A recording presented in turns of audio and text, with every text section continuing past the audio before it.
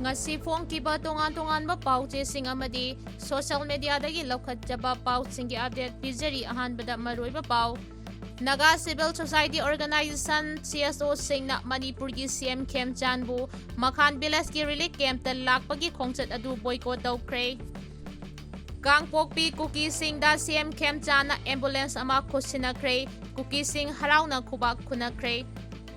Manipurgi haudi oiriba phibam asida merger agreement ta yanakiba wafam khudingmal thabakta onthoknaba Maharaja Bodas Chandragi machanupa Maharaja Kumar Sharat Chandra na Prime Minister Narendra Modi da aiba sirol thaduna taksinkhre. Naga lupsing na Senapati district ta Kuki na chathok chasin tawbada Athingba Thamkhre.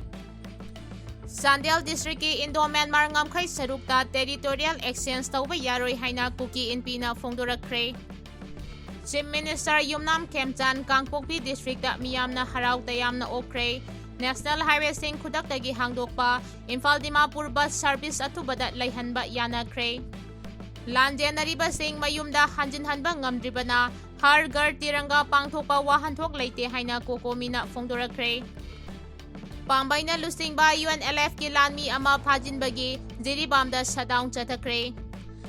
Thailand ki school amada mahairoi na Nongmei Kapnaba Pao Sire pun Sokle Kuki Pao sandongna pizari. Naga lupsing na Senapati district ta Kuki na chathok chasin tawbada Athingba Thamkhre. Senapati district ki Naga lupsing gi oiba mifam ama ngarang pangthoktuna makhatan na notice ama thoktriba phawba Khudaktagi Senapati district manungda Kuki miyoi singna chathok chachin tawbada Athingba Thamkhre. Naga People Organization NPO na thadurakpa chirol amada ngarang NPO Tribe Hoho Senapati District Women Association SWUA amasung Senapati District Student Association SDSA gi apunba mifam ama NPO gi conference hall da pangthoktuna tha sigi marida gamgi phai geta thokkiba thaudoki matangda kupna khanaki hairi. Meeting aduda numit aduda NPO, SDWA, SDSA amasung Supervisory Committee gi miyoi singbo Kuki volunteer singna gamgi phai geta thattuna saktaklaba amade chatpagi maram khangalabasu makhatana chatpagi ayaba pikhidaba thawong adubo akan mamongda condemn tawkhe. Mifam asina kumna khanaraba matung thaudok asibu hakchina lawbaga loinana makhataba notice ama thoktriba phawba Naga miyamna Senapati district manungda Kuki singna chathok chachin tawbada khudaktagi Athingba thamle.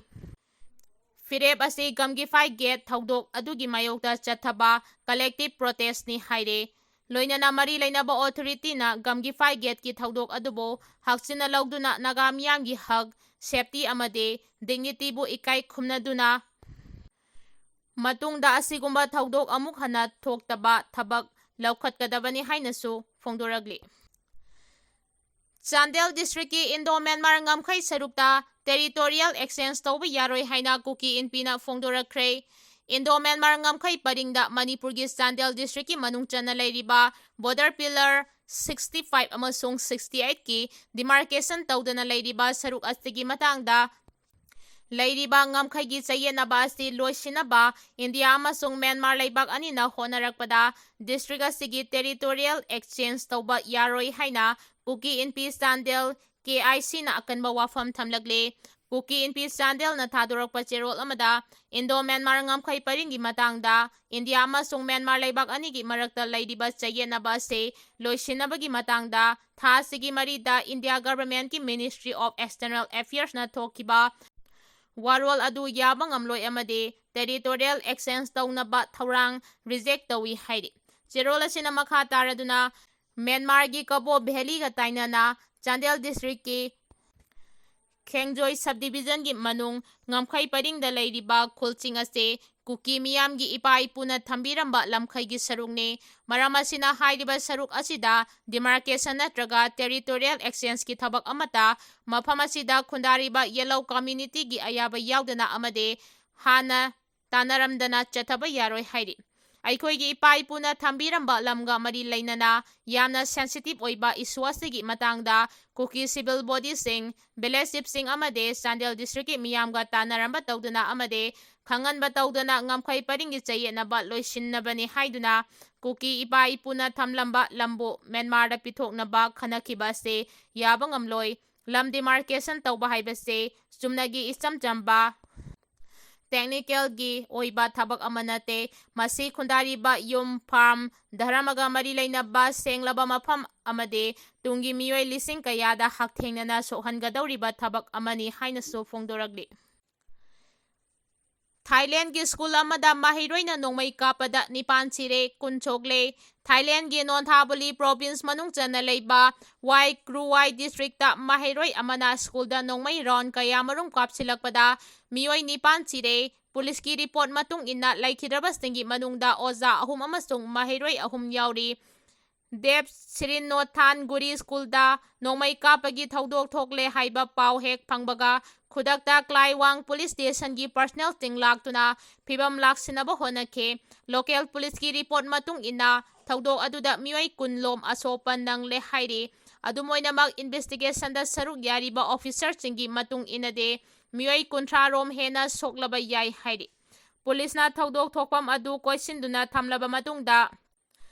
ꯊꯤ ꯍꯨꯝꯕꯒꯤ ꯊꯕꯛ ꯆꯠꯊꯕꯗ ꯅꯣꯡꯃꯩ ꯀꯥꯞꯂꯤꯕ ꯃꯤꯑꯣꯏ ꯑꯗꯨ school ꯑꯗꯨꯃꯛꯇꯗ ꯇꯝꯕ ꯃꯍꯩꯔꯣꯏꯅꯤ ꯍꯥꯏꯕ ꯈꯪꯕ ꯉꯝꯈꯤ꯫ ꯀꯔꯤ ꯃꯔꯝꯒꯤ ꯃꯍꯩꯔꯣꯏ ꯑꯗꯨꯅ ꯁ꯭ꯀꯨꯜ ꯀꯦꯝꯄꯁ ꯃꯅꯨꯡꯗ ꯅꯣꯡꯃꯩ ꯀꯥꯞꯈꯤꯕꯅꯣ ꯍꯥꯏꯕꯒꯤ ꯃꯇꯥꯡꯗ ꯏꯟꯚꯦꯁꯇꯤꯒꯦꯁꯟ ꯆꯠꯊꯔꯤ꯫ ꯆꯤꯐ ꯃꯤꯅꯤꯁꯇꯔ ꯌꯨꯝꯅꯥꯝ ꯈꯦꯝꯆꯥꯟ ꯀꯥꯡꯄꯣꯛꯄꯤ ꯗꯤꯁꯇ꯭ꯔꯤꯛꯇ ꯃꯤꯌꯥꯝꯅ ꯍꯔꯥꯎ ꯇꯌꯥꯝꯅ ꯑꯣꯛꯈ꯭ꯔꯦ꯫ ꯅꯦꯁꯅꯦꯜ ꯍꯥꯏꯋꯦꯁꯤꯡ ꯈꯨꯗꯛꯇꯒꯤ ꯍꯥꯡꯗꯣꯛꯄ, ꯏꯝꯐꯥꯜ ꯗꯤꯃꯥꯄꯨꯔ ꯕꯁ ꯁꯔꯚꯤꯁ ꯑꯊꯨꯕꯗ ꯂꯩꯍꯟꯕ ꯌꯥꯅꯈ꯭ꯔꯦ꯫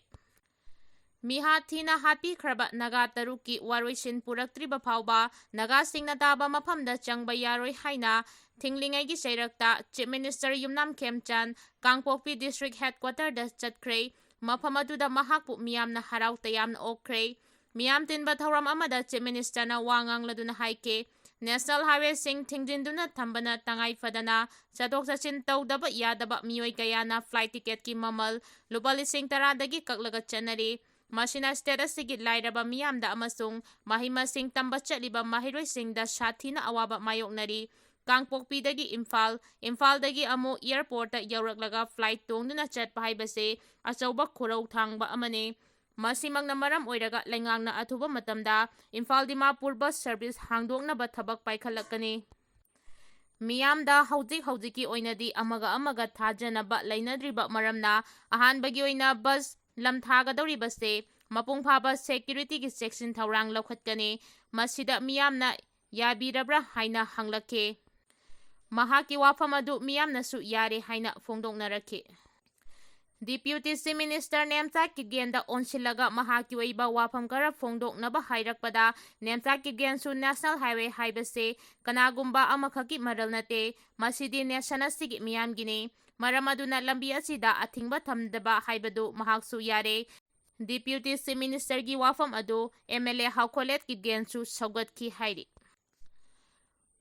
ꯄꯥꯝꯕꯩꯅ ꯂꯨꯆꯤꯡꯕ ꯌꯨ.ꯑꯦꯟ.ꯑꯦꯜ.ꯑꯦꯐ.ꯀꯤ ꯂꯥꯟꯃꯤ ꯑꯃ ꯐꯥꯖꯤꯟꯕꯒꯤ ꯖꯤꯔꯤꯕꯥꯝꯗ ꯁꯠꯗꯥꯎꯟ ꯆꯠꯊꯈ꯭ꯔꯦ꯫ ꯄꯥꯝꯕꯩꯅ ꯂꯨꯆꯤꯡꯕ ꯌꯨ.ꯑꯦꯟ.ꯑꯦꯜ.ꯑꯦꯐ. ꯑꯦꯝ.ꯄꯤ.ꯑꯦ.ꯒꯤ ꯂꯥꯟꯃꯤ 3 ꯖꯤꯔꯤꯕꯥꯝ ꯄꯨꯂꯤꯁꯅ ꯐꯥꯖꯤꯟꯈ꯭ꯔꯒ 2 ꯊꯥꯗꯣꯔꯛꯂꯕ ꯃꯇꯨꯡꯗ ꯑꯃ ꯐꯥꯖꯤꯟꯗꯨꯅ ꯊꯝꯍꯧꯕꯒꯤ ꯊꯧꯑꯣꯡ ꯌꯥꯅꯤꯡꯗꯕ ꯐꯣꯡꯗꯣꯛꯇꯨꯅ ꯖꯤꯔꯤꯕꯥꯝ ꯗꯤꯁꯇ꯭ꯔꯤꯛꯇ ꯑꯀꯟꯕ ꯃꯑꯣꯡꯗ ꯁꯠꯗꯥꯎꯟ ꯆꯠꯊꯈ꯭ꯔꯦ꯫ ꯃꯤꯑꯣꯏꯁꯤꯡ ꯑꯗꯨ ꯑꯌꯨꯛ ꯄꯨꯡ 7 ꯑꯗꯨꯋꯥꯏꯗ ꯐꯥꯈ꯭ꯔꯒ ꯄꯨꯡ 10ꯗ ꯐꯥꯏ ꯍꯥꯏꯅ ꯅꯣꯡꯉꯥꯜꯂꯒ ꯏꯃꯨꯡ ꯃꯅꯨꯡꯗ ꯑꯦꯔꯦꯁ ꯏꯟꯐꯣꯔꯃꯦꯁꯟ ꯄꯤꯔꯛꯈꯤꯕ ꯃꯊꯣꯡ ꯍꯨꯛꯇꯕ ꯖꯤꯔꯤꯕꯥꯝ ꯗꯤꯁꯇ꯭ꯔꯤꯛ ꯄꯨꯂꯤꯁꯀꯤ ꯑꯦꯁ.ꯄꯤ. ꯈꯨꯗꯛꯇ ꯇ꯭ꯔꯥꯟꯁꯐꯔ ꯇꯧꯒꯗꯕꯅꯤ ꯍꯥꯏꯅ ꯇꯛꯁꯤꯜꯂꯛꯂꯤ꯫ ꯄꯥꯎ ꯑꯁꯤꯅ ꯍꯥꯏ ꯄꯥꯝꯕꯩꯅ ꯂꯨꯆꯤꯡꯕ ꯌꯨ.ꯑꯦꯟ.ꯑꯦꯜ.ꯑꯦꯐ. ꯑꯦꯝ.ꯄꯤ.ꯑꯦ.ꯒꯤ ꯃꯤꯍꯨꯠ ꯑꯃ ꯑꯣꯏꯔꯤꯕ ꯑꯀꯣꯏꯖꯝ ꯁꯪꯀꯔ ꯑꯦꯂꯥꯏꯁ ꯆꯦꯞꯇꯥꯕꯨ ꯀꯁꯥꯔꯗꯒꯤ ꯐꯥꯗꯨꯅ ꯄꯨꯔꯛꯂꯒ ꯖꯤꯔꯤꯕꯥꯝ ꯄꯨꯂꯤꯁꯅ ꯄꯥꯔꯇꯤ ꯑꯁꯤꯒꯤ ꯑꯇꯣꯞꯄ ꯃꯤꯑꯣꯏ 2 ꯋꯥꯔꯤ ꯁꯥꯅꯁꯤ ꯍꯥꯏꯗꯨꯅ ꯀꯧꯈ꯭ꯔꯒ ꯐꯥꯖꯤꯟꯈꯤꯕꯒꯤ ꯃꯥꯌꯣꯛꯇ ꯖꯤꯔꯤꯕꯥꯝ ꯗꯤꯁꯇ꯭ꯔꯤꯛ ꯄꯨꯝꯕꯗ ꯃꯇꯝ ꯀꯛꯇꯅ ꯁꯠꯗꯥꯎꯟ ꯂꯥꯎꯊꯣꯛꯂꯦ ꯍꯥꯏꯅ ꯖꯤꯔꯤꯕꯥꯝ ꯗꯤꯄꯥꯔꯠꯃꯦꯟꯠ ꯑꯣꯔꯒꯅꯥꯏꯖꯦꯁꯟ, ꯖꯤꯔꯤ ꯏꯃꯥ ꯃꯩꯔꯥ ꯄꯥꯏꯕꯤ ꯑꯄꯨꯟꯕ ꯂꯨꯞ ꯑꯃꯗꯤ ꯃꯤꯌꯥꯝꯅ ꯌꯥꯆꯪꯂꯛꯄ ꯄꯨꯡ 8 ꯔꯣꯝ ꯇꯥꯕꯗ ꯂꯥꯎꯊꯣꯛꯈ꯭ꯔꯕ ꯃꯇꯨꯡꯗ ꯃꯤꯑꯣꯏ 2 ꯊꯥꯗꯣꯔꯛꯂꯕꯁꯨ ꯍꯧꯖꯤꯛ ꯐꯥꯎꯕ ꯃꯤꯑꯣꯏ ꯑꯃ ꯐꯥꯖꯤꯟꯗꯨꯅ ꯊꯝꯍꯧꯔꯤꯕ ꯃꯔꯝꯅ ꯗꯤꯁꯇ꯭ꯔꯤꯛ ꯑꯁꯤꯗ ꯑꯀꯟꯕ ꯃꯑꯣꯡꯗ ꯃꯈꯥ ꯇꯥꯅ ꯁꯠꯗꯥꯎꯟ ꯆꯠꯊꯔꯤ꯫ ꯁꯠꯗꯥꯎꯟ ꯑꯁꯤꯅ ꯃꯔꯝ ꯑꯣꯏꯔꯒ ꯖꯤꯔꯤꯕꯥꯝꯗ ꯈꯨꯟꯗꯥꯔꯤꯕ ꯃꯤꯑꯣꯏꯁꯤꯡ ꯑꯆꯧꯕ ꯆꯩꯊꯦꯡ ꯑꯃ ꯄꯤꯔꯤ꯫ ꯗꯤꯁꯇ꯭ꯔꯤꯛ ꯑꯁꯤꯗ ꯑꯀꯟꯕ ꯃꯑꯣꯡꯗ ꯀꯥꯡꯂꯨꯞꯀꯤ ꯏꯔꯥꯡ ꯊꯣꯔꯛꯄ ꯃꯇꯝꯗ ꯑꯦꯝ.ꯄꯤ.ꯑꯦ.ꯅ ꯃꯤꯌꯥꯝꯒꯤ ꯄꯨꯟꯁꯤ ꯑꯃꯁꯨꯡ ꯂꯟ-ꯊꯨꯝ ꯀꯟꯅꯕ ꯍꯣꯠꯅꯕꯗ ꯑꯆꯧꯕ ꯊꯧꯗꯥꯡ ꯂꯧꯈꯤꯕꯅꯤ꯫ ꯑꯦꯝ.ꯄꯤ.ꯑꯦ.ꯒꯤ ꯂꯥꯟꯃꯤ ꯑꯃ ꯐꯥꯖꯤꯟꯗꯨꯅ ꯊꯝꯍꯧꯕꯒꯤ ꯃꯥꯌꯣꯛꯇ ꯌꯥꯅꯤꯡꯗꯕ ꯐꯣꯡꯗꯣꯛꯇꯨꯅ ꯃꯁꯤꯡ ꯌꯥꯝꯂꯕ ꯃꯤꯌꯥꯝ ꯊꯣꯔꯛꯇꯨꯅ ngarang Jiribamgi Nongchupthongda achat awong tawribasingda athingba pikhi adumoinamak laining laithon amasung emergency gi tangai fadaba thabaksingidamakdadi komthokki haidi Lanjenaribasing mayumda hanjinhanba ngamdribana har ghar tiranga pangthokpa wahanthok leite haina kokomina phongdokkhre Lanjenaribasing masa-masagi mayumda hanjinhanba ngamdringaida har ghar tiranga pangthokpa wahanthok leite haina Coordinating Committee on Manipur Integrity kokomina thadorpa cherol amana haire cherol asin hai haudik oiriba phibam asida IDP singi awabasting yenglaga Masu ahonggi phiral chingkhatpagi mahuta amuwa phiral oina singkhatpam thoi kumja English singani kulhumdoi gi me ahumdagi chinko ki narco terrorist sing sijinaraga chatharagliba India gi proxy war asida jamjaraba misam kaya ama punsi pi khamnakhre kaya amana mayumda hanjinba ngamdana ngasi fawba relief camp singda IDP oina sangdafam lauduna leiri Phibam asida patriotism amadi national unity sagatnaba yumthong khudingda India gi phiral thetpa se Manipur gi oinadi wahanthok leite Manipur gi miyamna har ghar tiranga saruk yapam thokte maitai singna haudik national highway singda chatpa phangdri haina paladuna cherol asina hai Singya tamyada leiriba aikhoigi laufam singda lau uba ngamdre maitai sing isagi iramdamda khongkhut punsinduna hingba punsi mahing amada chahi ahum hena leiragli maitai singbu khut punsinduna thamlaga Kuki singbuna maning tamna thadoklaga yelawmi singda khut thahanba thawong asi India gi policy na satha hanbani haibase lotpa yaroidaba mitmangda thokliba thaudok sing asina mayek sengna takle misam yamna aki tujongba yaudana hingbagi hak phangdri India gi citizen oirabasu Indian constitution na piriba fundamental rights sing mapung phana phangdri sahi ahum helaba irang asigi waroisin purakna ba haijabada tasinadana laithokli hairi